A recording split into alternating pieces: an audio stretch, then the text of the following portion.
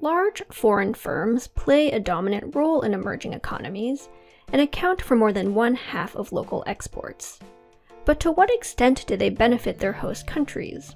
On the one hand, these firms can boost economic development by bringing jobs and serving as the conduit for capital and new technology. On the other, they may engage in extractive activities and poor labor practices that can have long-lasting negative effects. This paper evaluates the short and long-run effects of large foreign investment projects by studying one of the largest multinationals of the 20th century, the United Fruit Company. In 1884, an American contractor named Minor C. Keith was granted a large concession of undeveloped land in Costa Rica in exchange for completing the construction of a railroad in that country. After the railroad's completion, Keith experimented with exporting the bananas he had planted to feed his workers, and United Fruit was established in 1899. The company went on to control vast operations across Latin America and became infamous for the extractive practices used in many of the banana republics where it operated. This paper focuses on the company's impact in Costa Rica. By 1950, United Fruit was responsible for 58% of the country's exports and employed approximately 12% of the agricultural labor force throughout its tenure.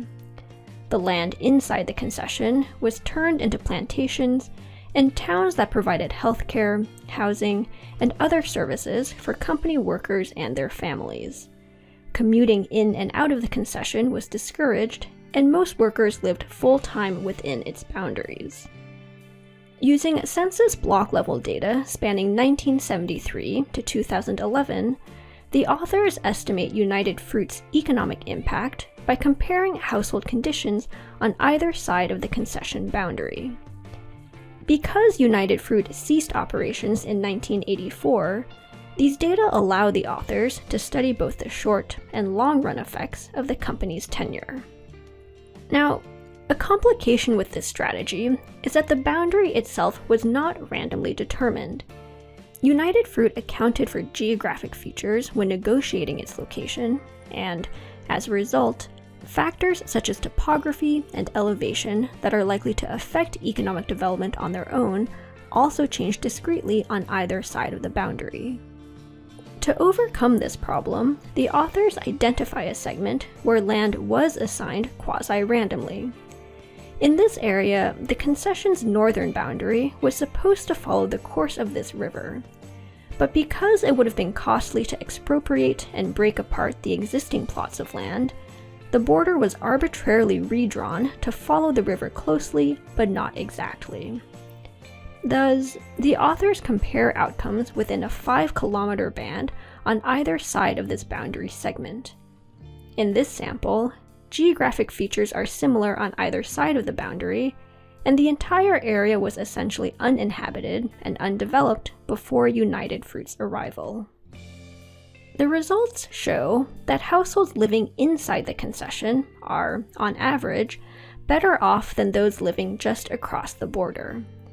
In these figures, each circle represents the average outcome for households living in a given census block, and lighter colors denote better living standards.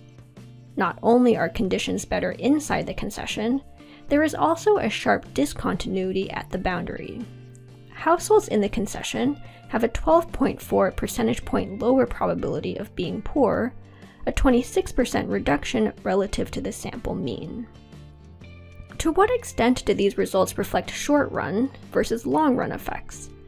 While differences between households on either side of the boundary have converged in the decades since United Fruit exited in 1984, even in 2011, those living inside the boundary still had a higher standard of living. This is demonstrated by, among other measures, a lower probability of being poor or having low-quality housing.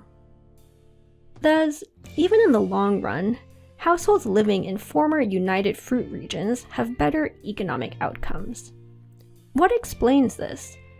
The authors argue that Costa Rica's high labor mobility and the existence of strong workers' rights played a key role by constraining the company's labor market power.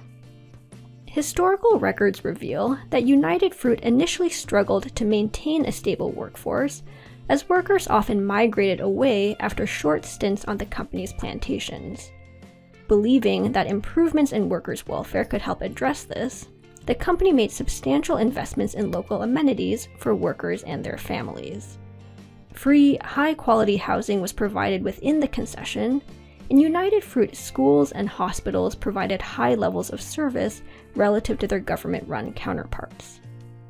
Consistent with this, the evidence suggests that United Fruit invested more intensely in workers' well-being in regions where they faced greater competition from other employers. These figures show that locations where United Fruit workers had higher outside options in 1973, in the form of higher wages on coffee plantations, also have better living standards in the 2000s.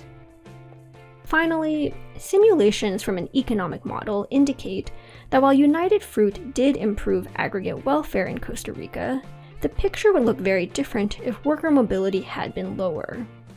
As workers' outside option diminishes, the company has less and less incentive to pay high wages or to invest in worker amenities, and, of course, in the extreme case of immobile workers, can simply not pay anything at all. These results help explain why United Fruit's impact might be very different in other countries, such as Colombia, where workers' mobility and outside options were much lower. More broadly, this paper shows that local economic conditions play an important role in determining whether large foreign investment projects help or hurt the domestic economy. To read more on this topic, you can check out the paper's references to other related research. These include papers studying the long-run impact of colonial and historical institutions on emerging economies, research on labor market power, and finally, work on the effects of foreign direct investment.